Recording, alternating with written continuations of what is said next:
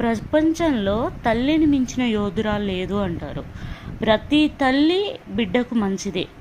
బిడ్డకే కాదు, అందరికీ తల్లంటే ప్రేమే ఉంటుంది.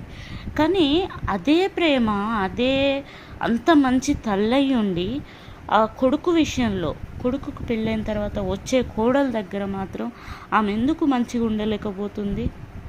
ఇది పెద్ద క్వశ్చన్. ఇది ఏమంటారు, ఒక కోడళ్ళందరికీ ఉండే పెద్ద క్వశ్చన్ ఇది. తన ప్రతాపం అంతా, తన ఎక్కలేని షాడిజం అంతా, రకరకాల వేరియేషన్స్ అన్నీ కోడల దగ్గర చూపిస్తారు. అదేంటో ఏమో మరి. కొడుకు దగ్గర మంచి అయినప్పుడు కోడల దగ్గర కూడా మంచి అవ్వాలి కదా.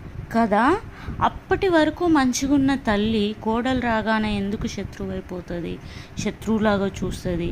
ఇన్నేళ్ళు, ఒక 60 ఏళ్ళు ఉన్న అత్తకే, అనుభవం ఉన్న అత్తకే మేనేజ్ చేసుకునే తెలివి కానీ, అడ్జస్ట్ అయ్యే తెలివి కానీ, అర్థం చేసుకునే తెలివి లేనప్పుడు 25 ఏళ్ళు ఉన్న కోడలు ఎలా అర్థం చేసుకుంటుంది?